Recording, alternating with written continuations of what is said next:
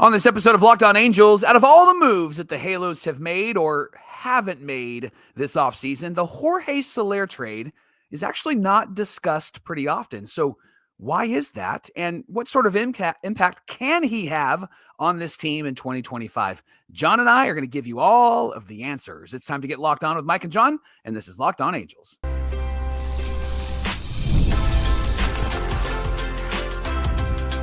You are Locked On Angels, your daily Los Angeles Angels podcast. Part of the Locked On Podcast Network, your team every day. Thanks for making Locked On Angels your first listen of the day. You can find us anywhere you get your podcast, including Apple Podcasts, Spotify, and SiriusXM by searching Locked On Angels. And if you'd like to get back to the Super Halo Bros for all the Super Halo content, here's some things that you can do. Leave us a rate and a review on Apple Podcasts. If you're watching on YouTube, hit that thumbs up button. And if you're not subscribed already, help us to get to 10K by opening day and become a Locked On Everydayer. Just subscribe on YouTube. And whether you're watching or listening, come over to YouTube, leave a comment. It's one of the best ways to get in touch with us and be a part of the conversation. And this episode of Locked On Angels is brought to you by Game Time. You can download the Game Time app, create an account, and use our promo code LOCKEDONMLB for $20 off your first purchase. Thanks for being here for this episode of Locked On Angels, where it's your team every day. You've got the Frisch Brothers here with you, a.k.a. the Super Halo Bros. My name is John, and that's my brother Mike. And my name is Mike, and that's my brother John. It's our third off season here at Locked On Angels, getting set for our fourth full-time season as the host of Locked On Angels. And we're here 3 days a week while the, it's winter break basically for us. So we're here 3 days a week, Monday, Wednesday, Friday, and then we'll ramp back up to 5 episodes a week, our normal schedule once pitchers and catchers head down to Tempe, Arizona, Mike, and we gear up for another season of Angels baseball. On today's show, what kind of impact could Jorge Soler have on this Angels team in 2025? We're going to get into all of that on today's show. Before we get to that, though, I want to remind everybody in the episode description, there is a link for Convoy of Hope. They are a nonprofit with 100% of your donations going towards wildfire relief in Southern California. So whether you're near or far, wherever you are, you can send in a donation through that link in the episode description. Nothing goes towards paying salaries or anything like that. It's all going toward wildfire relief, which is a really awesome thing.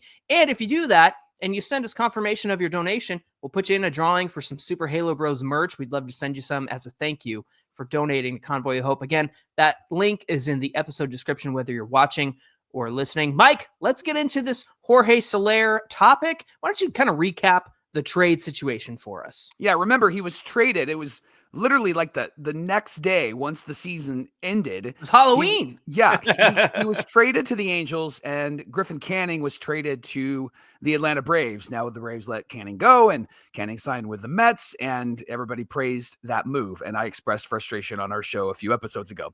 Soler is 32 years old, brings a lot of power, Johnny, 191 career homers over 11 seasons. He hit 49 in 2019 with the Royals, and then 36 during an all-star year with the Marlins in 2023. Last year, he started the season with the Giants, and then he was traded to the Braves in late July. Here was his slash line, John. 241 batting average, 338 on base, and a 442 slugging percentage. Hit 21 home runs, 34 doubles, 64 RBIs, and played in 142 games. Now, Perry said that one of the reasons why they acquired Soler was for his power. The Angels had the third worst slugging percentage in the majors last season. Perry said the trade for Soler was a move that we felt like we needed to make sooner rather than later. We spent the last 3 weeks of the season looking at our club, at the strengths, at the weaknesses. We identified Jorge as somebody who would really fit in. He's right-handed power. He's somebody that can change the game with one swing of the bat and can go play the outfield if you need him to.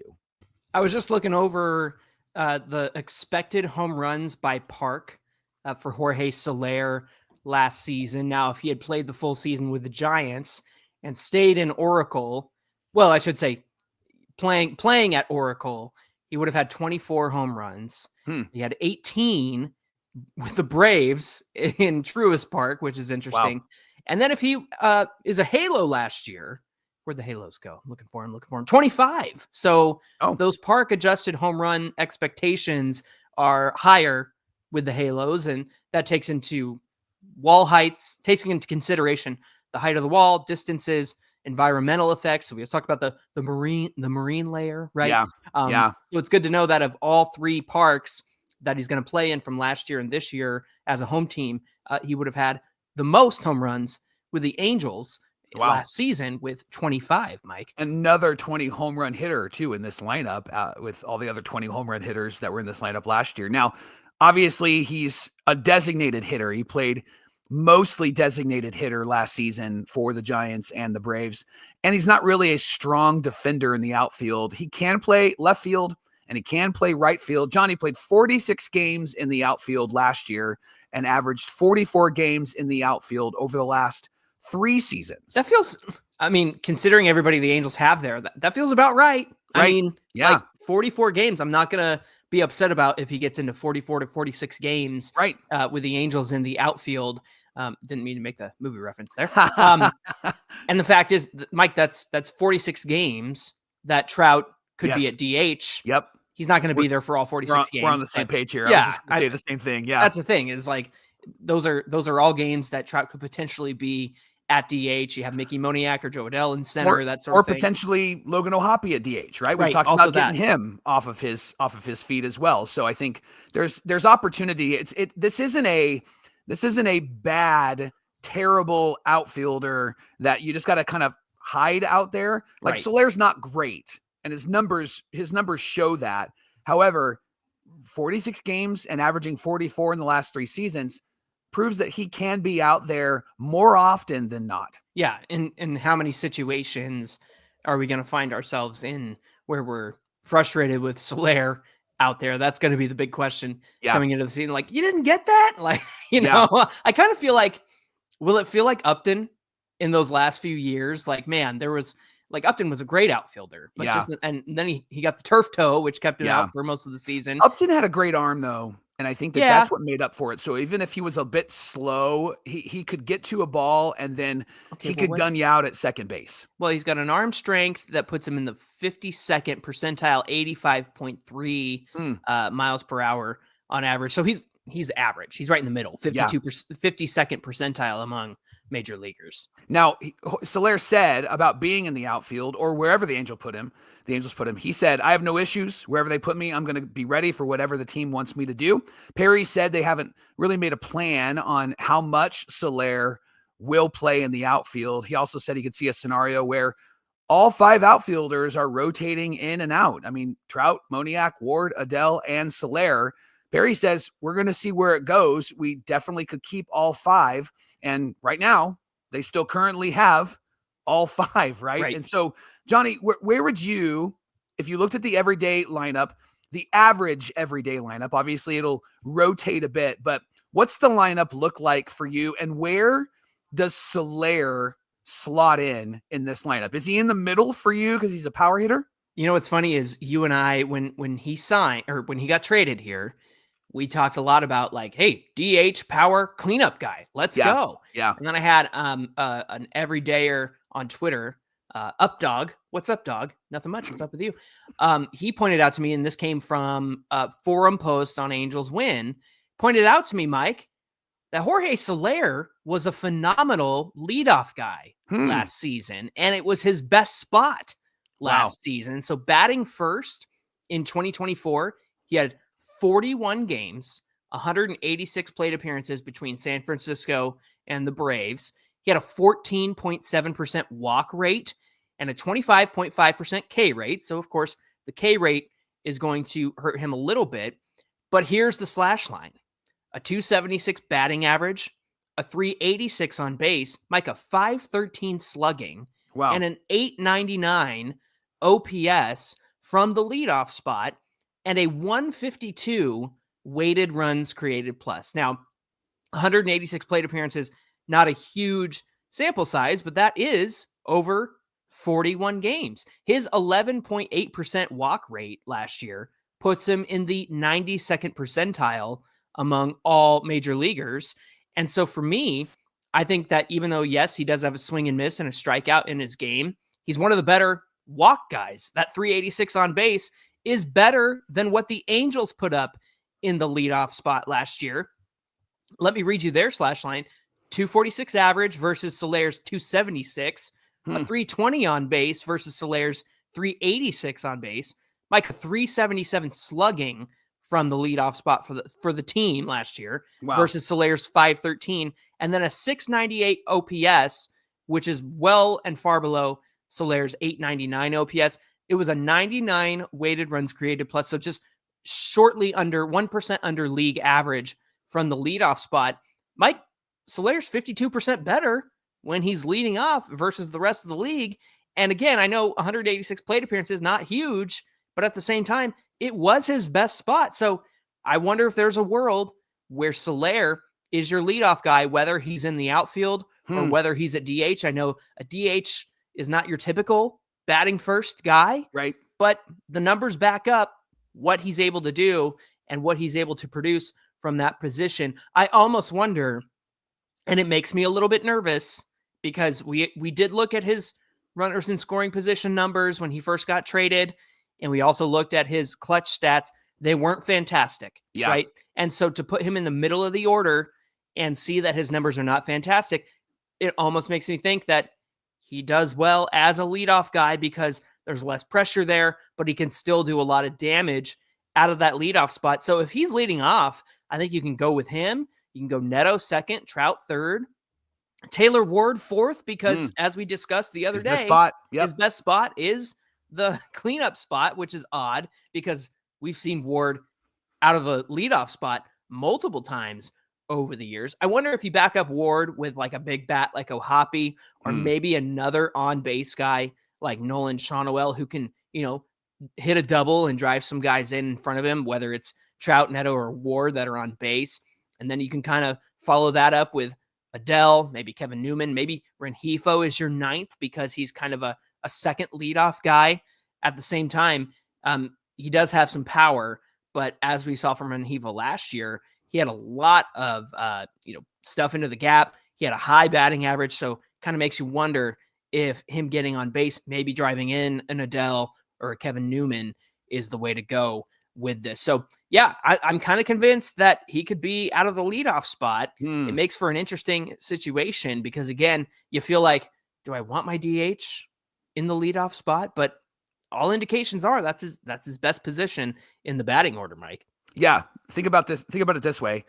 The Phillies have been successful with Kyle Schwarber batting leadoff.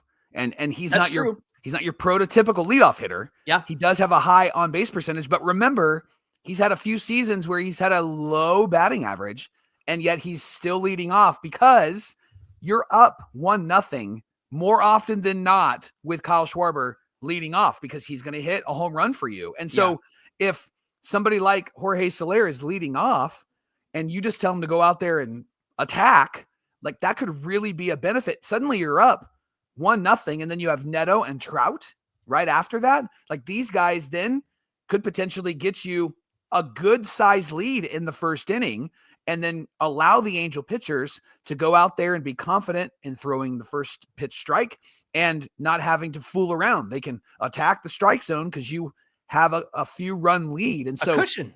I don't be quick to dismiss this is what I would say to our everydayers. And same thing for me. I think it actually might be a great strategy for the Halos entering the season. Kyle Schwarber's a good comp there because he hits the ball hard when he does make contact because he, again, is one of those 3 true outcome guys. Yep. And he does strike out a lot. And so does Jorge Soler. So that's a good comp because Soler also hits the ball really hard. One of the highest average exit velocities in baseball last year. So those are the things that you look at to make sure, are they losing a step, right? Are they dropping down as they get older and up there in age? I say that he's 32 and I'm 36. I'm like, is he losing a step at 32? I mean, That's just the way baseball goes. But I think that Schwarber comp is a really good point. Hey, thanks for making Locked On Angels your first listen of the day. Coming up, Soler as a DH. We're going to take what he's done and compare that to the 18 DHs the Angels rolled out last season. We're going to get into that, look at the numbers, and talk about those comps coming right up. Today's show is brought to you by our friends at SelectQuote. You need SelectQuote on your team, especially when it comes to protecting your legacy and your family's financial future. SelectQuote is one of America's leading insurance brokers with nearly 40 years of experience. They've helped over 2 million customers find $700 billion with a B dollars in coverage since 1985. Other insurance brokers offer impersonal, one-size-fits-all policies that may cost you more and cover you less. But with SelectQuote, their licensed insurance agents are going to work for you to tailor an insurance policy for your individual needs in as little as 15 minutes. If you're in good health, they will work with carriers that could get you same-day coverage for up to $5 million with no medical examination required. And these policies, they're very affordable, more affordable than you think. You could get coverage for up to $1 million for as little as $20 per month. So head to selectquote.com/lockedon, and a licensed insurance agent is going to call you right away with the right policy for your life and your budget. Again, selectquote.com/lockedon to get started. SelectQuote, they shop and you save. This is the Locked On Podcast Network, where it's your team every day. We thank you for making Locked On Angels your first listen of the day. Mike, a couple of months ago, I discussed on our Super Halo Bros blog, where I've been writing articles, Substack. Thank you. I couldn't remember that. And so there you go. Substack, not Slack, not Subspace, right? Substack. And there's also a link to that in the episode description if you're interested in, taking some time to read up on the Halos. But I talked about how the Angels used the DH last year, and it wasn't great. And we know that the outfield is crowded, and we assume that Soler is going to DH most of this season. And that's needed because the Angels struggled at DH last season. They had 18 players who saw time at DH last year, didn't they? Yeah, and here's their slash line, John. 222 batting average, 299 on base, and a 328 slugging percentage. Oof. With a weighted runs created plus of 80. That was fifth worst in baseball. This was a hole in the lineup when you got to this spot in the lineup. 18 different players at DH, and they just weren't productive at all. And John, even if Soler doesn't match that all-star season of 2023, where he was really great, 250 batting average, 341 on base, 512 slugging percentage, 853 OPS, and an OPS plus of 123. He had 36 home runs and 75 RBIs. Even if he doesn't reach that, look at his numbers last year. 241, 338 on base, 442 slugging, 21 home runs, 34 doubles, 64 RBIs in 142 games. Johnny, this is way better. And you even pointed out in the first segment, his home run total would be more if he played at home more with the Angels, would add 25 home runs. This is better than any DH that the Angels had last season. Yeah, and remember, for those who have tried to block 2024 out of their memory, the most productive and the guy who spent the most time at DH was Willie Calhoun. Yeah. And I believe, off the top of my head, I have this in the article. At the time I wrote the article, about 30%, maybe like 26 to 30% of all possible DH starts went to Willie Calhoun last year, Mike. And, he was decent for us. But the thing is, they brought him in on a minor league deal for some depth for when guys got hurt. And lo and behold, some guys got hurt, like Mike Trout. And so they brought up Willie Calhoun. I still can't believe they never brought up Jake Marisnick last year. Yeah, that was interesting that they wouldn't do that. Yeah. And I think I don't know. I think he's still a productive player. I know he's, he was on a minor league deal as well, but I just can't believe they didn't opt to do that.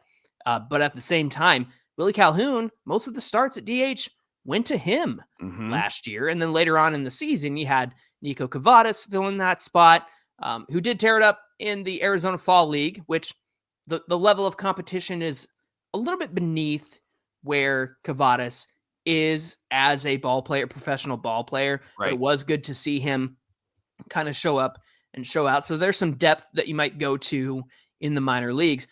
But to see that no matter who they rolled out there last season, collectively, they were under what Jorge Soler can and will be able to do with the Angels in 2025. Well, and you mentioned injuries, and the Angels always having the issue of having their major league guy go on the IR, and then they IL. IL, sorry. Not football. Yeah, sorry. Got to shift my mind. Right. They go on the IL. Then they bring up somebody that isn't super fantastic, right? Like they bring up somebody that isn't going to be great, like Willie Calhoun. Harrison. Right. And they signed a minor league guy. Here's the good news about Soler. He's been healthy most of his career, John. Yeah, Played true. all 162 in 2019, 149 in 2021, 137 in 2023, and 142 just last season. Only season where he was hurt was 2022, and he played only 72 games. Johnny, is Soler about to be our most consistent player and healthy player in 2025? Well, you look at what they did last year. You had Taylor Ward play a full season, Nolan Shawnuel play a full season, Zach Neto played a full season up until he hurt his shoulder. He was going to get it into every single game, I think, last season until he hurt his shoulder. And then Logan O'Hoppe, obviously, will be doing most of the catching. But then you have somebody like Travis d'Arnaud to go to so that you can put O'Hoppe at DH and not feel worried about it. And so he might get more time in that spot. And again, there's 44 to 46 games to go around if Soler is playing the outfield at that time. It makes me think we might see somebody like Taylor Ward even in center field. We might see him over in right field so that Soler can play left field, which again is probably the best spot for him if Trout's not over there either. But all of that to say, in terms of consistency, well, he's going to show up to as many games as possible, which is great. Some great health track record here for Jorge Soler. And then when you talk about consistency, it's not so much like he's going to be the best player out of all of them. It's no, you're going to get 240, 250.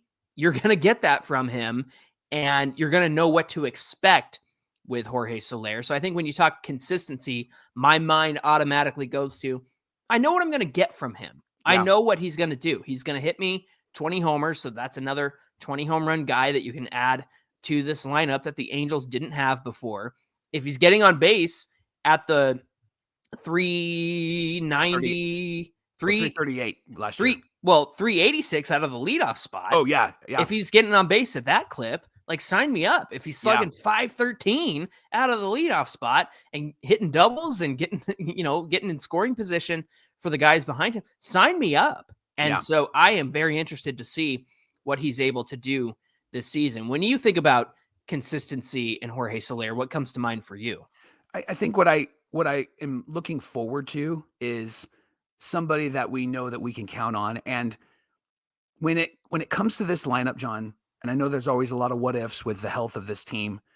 If this team can stay healthy, I'm really confident in this lineup being a threatening lineup. And you brought up, and I don't know if you recognize it or not, you brought up a really good point. Why Taylor Ward is still on this team?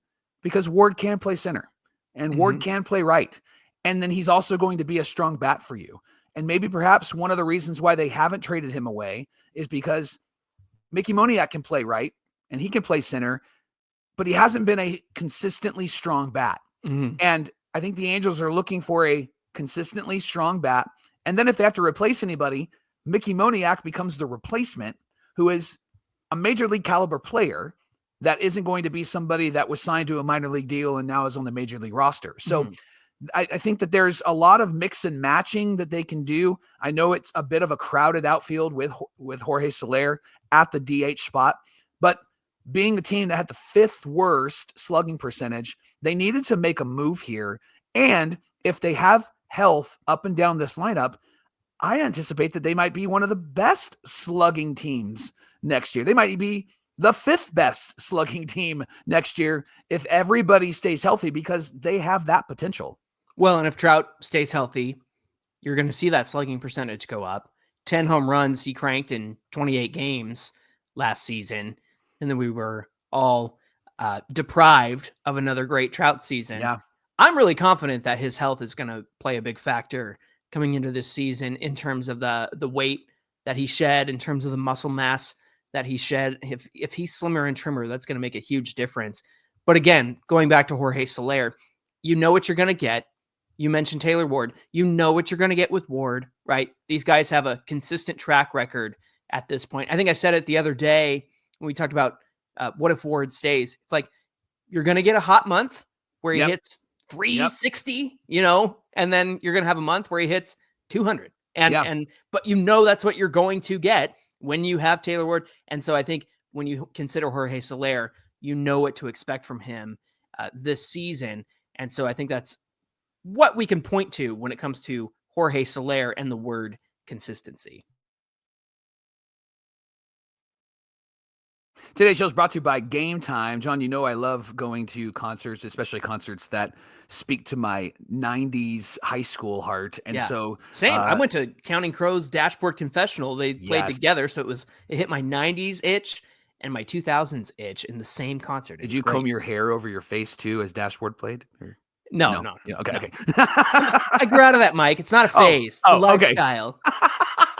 Well, I went and saw with my wife and with my son, Third Eye Blind in concert, and sang as loud as I possibly can. I wish you would step back from that ledge, my friend. Got our tickets on Game Time. So easy to get tickets on Game Time. They're here to help you. They have this feature, Game Time Picks. It filters out all the fluff. You don't have to look at the nonsense so that you can get to the good stuff. So you can put aside all of the stupid stuff, right? And so you can get to the really fun stuff that you want to see. And there's some amazing deals on there right now. The super deal is probably the best way to go. It offers great seats at unbeatable prices. So take the guesswork out of buying tickets with Game Time. You can download their app, create an account, and use our promo code LOCKEDONMLB for $20 off your first purchase. Again, create an account, use our promo code LOCKEDONMLB. You'll get $20 off your first purchase. What time is it? Game Time. Mike, this is the part of the show where the wrestling fans sit back and they go, "You still got it." Because Soler still has it. He's still got it, right? Yep. One of the measurements, and you mentioned it earlier in the show, of a consistent hitter is exit velocity. Mm-hmm. If this number, this is a number that if it's consistent, if it hasn't changed over the years, it's a good sign that the hitter still got it. So Jorge Soler still got it, John. He has a really good exit velocity. Now, if you're not familiar with a good number, 90 and above is always a number you want when it comes to exit velocity. In his career, Jorge Soler has an average exit velocity of 91.2. Here's his last 4 years: 2020, 92.5, 2021, 91.1, 2022, 91.2, 2023, which was the All-Star year, 90.3, and then last year, 90.5. So, Johnny, he's hitting the ball hard, and when he hits it, he's not missing it. And so he is somebody who, even though he's 32, is still hitting the ball as hard as he did at 27 and 28 years old. Yeah. When he came into the league, his max exit velocity was 116.2 miles per hour. And last year, it was 115.4 miles per hour. Still got it. He's hot red on Baseball Savant, Mike, when it comes to max exit velocity. And then, what's interesting is the barrel percentage. So barrel is the combination of launch angle and exit velocity that you want off the bat. In his career, he sits at 13.2%, but he had 12.6 last season. And then that all-star season you brought up, 2023, 15%. But here's the thing. League average over the time that Soler has been in the league, 7% barrel rate. And so he is far and above that. Barrels per plate appearance, 8.1. And so he's getting a ton of barrels when he's up there. And so all of that to say, he has just been phenomenal in hitting the ball hard. Last year, his hard hit percentage, 44.1. The All-Star season was 48. Over his career, he's been 45.3%. So like you mentioned in the last segment, consistency. Nothing's changed. Nothing dipped in these metrics that help you determine, again, like I mentioned, is he falling off a little bit? It doesn't seem that way with Jorge Soler, right? Yeah. And he's a guy that I think is going to make an impact on this team. And I know that this trade didn't get a lot of publicity. I know that some people said it was just a salary dump for the Braves, which it was. Yeah, Who cares? He's 13 million for us, 13 million next year. John, after seeing all the stats and knowing that this trade wasn't highly graded, ESPN gave it a C, I think a C minus. How would you grade this trade after this conversation today? Look, people give the grades that they give because they don't understand the ins and outs of the Halos like you and I do, like our friends who do Angels podcasts, like they understand it too, and our everydayers understand as well. This was a huge need for the Halos. Yeah. And they, by virtue of doing this trade, got rid of Griffin Canning, who, again, had the highest number of earned runs in Major League Baseball last year as a starter. And so for the Halos to make this trade, I'm going to give it a B because you know what you're going to get. You addressed issues. Your slugging percentage was farts last year. And so you went out and you corrected it, right? That's the sound that the ball made off the bat was a fart sound because the slugging percentage was so bad. Yeah. And so I understand, like pundits like to have their, articles up about trades and what they do and things like that. Jim Bowden never says anything nice about the Angels. And, he's got lots of opinions too. Speaking of farts and butts, everybody's got an opinion, just like butts, right? Yep. Sorry, I'm falling apart here. I'm becoming an elementary schooler here at the end of the show. Making me giggle. new dad brain. All that to say, I'm giving this a B at this point because you not only dropped a liability in the starting rotation with Griffin Canning, which opens up opportunity for the young pitchers the Halos have, and you brought in a veteran in somebody like Kyle Hendricks. Number two, you addressed several needs. And you mentioned this earlier. Angels always have to go to that guy who's got, 21 major league plate appearances over his 8-year career, right? And they don't have to do that because, Mike, they have 5 outfielders. And so what? That's called depth. It's like we talk about, kind of a logjam.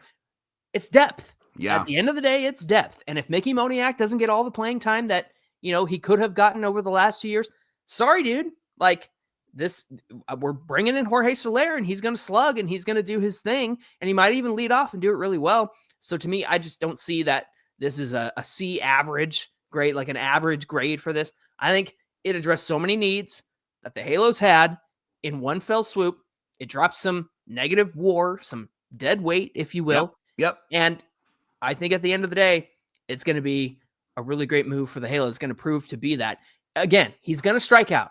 Okay, everybody, look at me in the eye. If you're watching on the video, say, he's going to strike out. And he'll probably strike out in some big moments. But when you're not striking out, and it's good that you're not striking out at like 28% of the time, you're getting a hit in a runner in scoring position. That's great. You want a 280 batting average. So he's going to strike out in key moments, but that's who he is. That's the consistency that he has. And at the same time, I think he's got a lot to offer to this team. I think that it's going to make some huge changes for the Halos in 2025. Hey, thanks for making Locked On Angels your first listen of the day. Now for your second listen, check out Locked On MLB with our friend Sully. He's going to bring you a blend of humor and baseball and keep you updated on every rumor and story throughout the offseason. You can find his show on YouTube or wherever you listen to podcasts. Hey, give us a follow on Twitter at Locked On Angels and at Super Halo Bros on Twitter and Instagram. Whether you're watching or listening, come on over to today's show on YouTube, get in the comment section, hit that subscribe button. Whether you're an audio person as well, just want that 10K by opening day. It really helps out our channel, puts our show in front of other Angel fans who might not know about Locked On Angels. So, Mike, what do we have on deck when we come back on Friday? John and I are each taking a position, and we're going to share this on Friday. Why the Angels will make the playoffs and why the Angels won't. And then in the final segment, we're going to discuss if we actually believe the posture or the position that we took. That's Friday on Locked On Angels. All right. Are we buying our own hype? That's what we're going to get into on Friday. All right, friends. We hope you'll come back and join us for that. Until then, my name is John, and that's my brother Mike. And my name is Mike, and that's my brother John. Thanks for being here with us, and we'll see you back here on Friday. John, you could even say that Kikuchi was a trade for Griffin Canning. Like, right. What a good move for that Or team, Sandoval. Right? Yeah.